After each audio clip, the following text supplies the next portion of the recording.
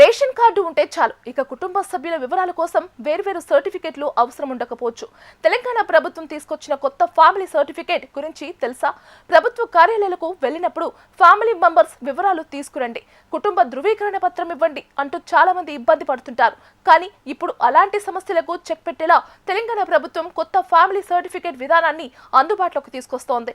ఈ విషయాన్ని ఉప ముఖ్యమంత్రి భట్టి విక్రమార్క వెల్లడించారు. ఇకపై ప్రభుత్వ పథకాలు, రేషన్ కార్డు, ఆరోగ్యశ్రీ, సన్న బియ్యం వంటి సంక్షేమ పథకాల కోసం కుటుంబ వివరాలు అవసరమైనప్పుడు ఒకే ఫ్యామిలీ సర్టిఫికేట్ ద్వారా వాటిని ధృవీకరించుకునే అవకాశం ఉంటుంది. అసలు ఈ ఫ్యామిలీ సర్టిఫికేట్ లో ఏమేమి ఉంటాయి?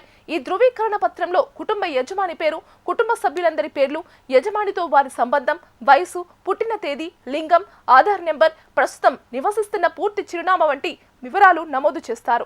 ఈ వివరాలన్నీ ప్రభుత్వం నిర్వహించే ఫ్యామిలీ రిజిస్టర్ లో భద్రపరుస్తారు. ఇందులో ముఖ్యంగా రేషన్ కార్డు నెంబర్ నే ఫ్యామిలీ రిజిస్టర్ ఐడెంటిఫికేషన్ నెంబర్ గా పరిగణించనున్నారు. అంటే ఇప్పటికే పౌర సరఫరాల శాఖ వద్ద ఉన్న ఫుడ్ సెక్యూరిటీ కార్డు డేటాబేస్ ఆధారంగా కుటుంబ వివరాలను ఎలక్ట్రానిక్ విధానంలో అనుసంధానం చేయనున్నారు. మరి ఈ సర్టిఫికేట్ ఎలా పొందాలి? మీకు సమీపంలోని మీ సేవా కేంద్రం ద్వారా దరఖాస్తు చేసుకోవచ్చు, లేదా మీ సేవ ఆన్లైన్ పోర్టల్, మొబైల్ యాప్ ద్వారా కూడా నిర్ణీత రుజువు చెల్లించి అప్లై చేయొచ్చు.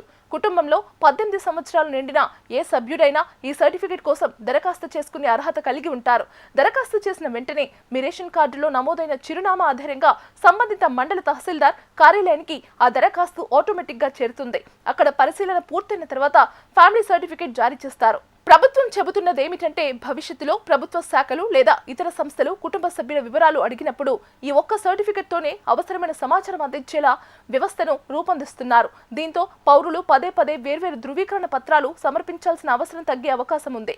అలాగే ప్రభుత్వ సేవలు మరింత వేగంగా, పారదర్శకంగా అందించడమే ఈ కొత్త విధాన ప్రధాన లక్ష్యంగా ప్రభుత్వం చెబుతోంది.